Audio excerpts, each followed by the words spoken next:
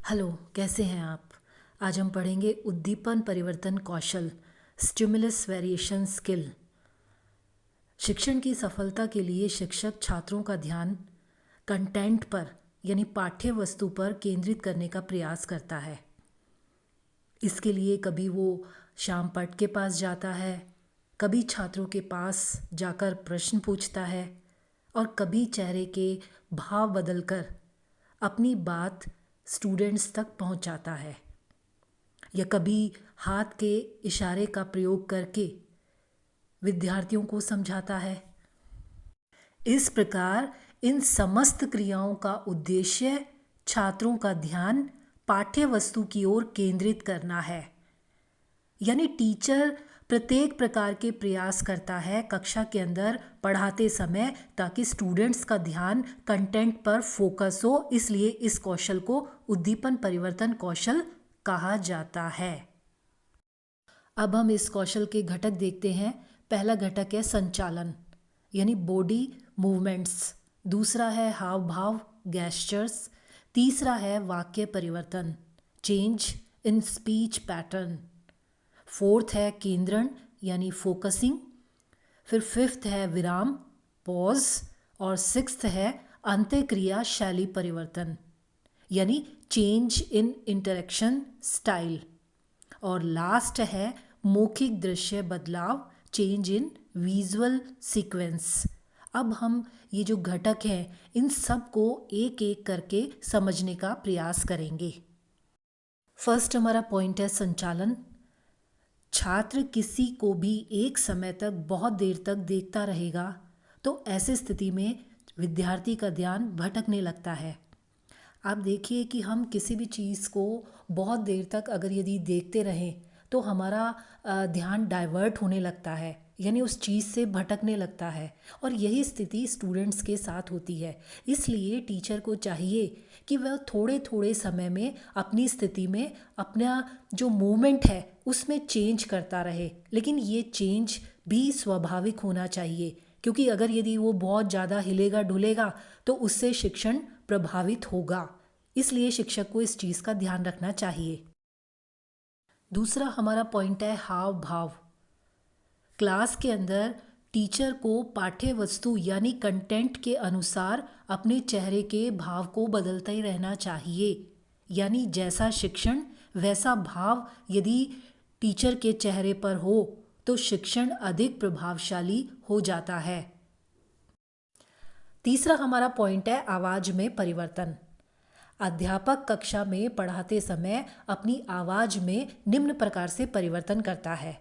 कभी वो ऊंची आवाज़ में बोलता है, कभी तेज आवाज़ में बोलता है, कभी तीव्र गति से बोलता है, और कभी पढ़ाते समय किसी शब्द पर विशेष रूप से दबाव डालकर बोलता है। अध्यापक का इस घटक के कौशल में पारंगत होना बहुत ही ज़रूरी है, लेकिन ये एक ऐसा आर्ट है जिसको हम समझा नहीं सकते। इसे देखकर समझना ज़्यादा प्रभावी होता है। फोर्थ पॉइंट है केंद्रण, फोकसिंग। इस बिंदु के द्वारा शिक्षक छात्रों का ध्यान पाठ्य वस्तु की ओर केंद्रित करने का प्रयास करता है, ताकि जो वो पढ़ा रहा है वो पाठ्य वस्तु स्टूडेंट को भली प्रकार से समझ में आ जाए। और इस कौशल में हाव भाव, मौखिक कथन कि क्या कर रहे हो, या कभी जैसे देखकर एकदम देखना, ये सब चीज़ें फोकसिंग में आता है। फोर्थ हमारा पॉइंट है विराम। विराम से तात्पर्य ऐसे मौन से है जिसमें कक्षा के अंदर अध्यापक बोलते बोलते रुक जाए, यानी लगातार बोल रहा है और बोलते बोलते एकदम से रुक जाएगा, तो निश्चय ही छात्रों का ध्यान टीचर की तरफ आकर्षित होगा। और दूसरी बात यह है कि अध्यापक यदि लगातार खुद ही बोलता रहे, छात्रों को कुछ कहने का अवसर नहीं मिलेगा, तो बहुत ही क्लास का एटमॉस्फेयर जो है वो बोझिल हो जाएगा। अतः इसलिए ज़रूरी ये है कि विराम का प्रयोग करना चाहिए, जिससे विद्यार्थियों का ध्यान टीचर की तरफ आकर्षित हो।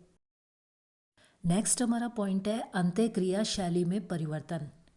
जब दो या दो से अधिक व्यक्ति एक दूसरे से बातचीत करते हैं तो इसे मौखिक अंत्यक्रिया कहा जाता है। और कक्षा में भी इस प्रकार की अंत्यक्रिया होती है, जैसे टीचर और स्टूडेंट अगर यदि बात करता है तो वो इंटरेक्शन है।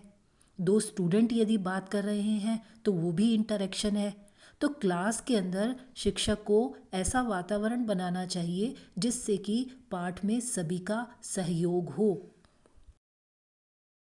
सिक्स्थ और लास्ट हमारा पॉइंट है मौखिक दृश्य बदलाव। क्लास के अंदर जब टीचर पढ़ा रहा है तो मौखिक रूप से बताते समय पाठ्य वस्तु को सभी अध्यापक कभी प्रयोग करके दिखाते हैं, कभी चित्र दिखाते हैं, कभी मॉडल का प्रयोग करते हैं। तो ये सभी क्रियाएं मौखिक दृश्य बदलाव कहलाती हैं।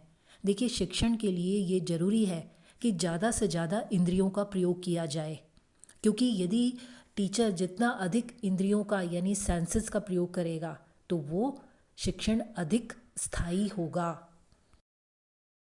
पावलव का अधिगम का सिद्धांत क्या था? उद्दीपन और अनुक्रिया के संबंध को अधिगम कहा जाता है। और यदि हम छात्रों में अपेक्षित व्यवहार में परिवर्तन लाना चाहते हैं तो उद्दीपन का परिवर्तन बहुत ज़रूरी है। मुझे विश्वास है कि आप उद्दीपन परिवर्तन कौशल को समझ गए होंगे। यदि आप किसी और कौशल को पढ़ना चाहते हैं, मुझसे समझना चाहते हैं, तो प्लीज़ आप ज़रूर कमेंट्स करें। मुझे आपके कमेंट्स का इंतज़ार रहेगा। Thank you.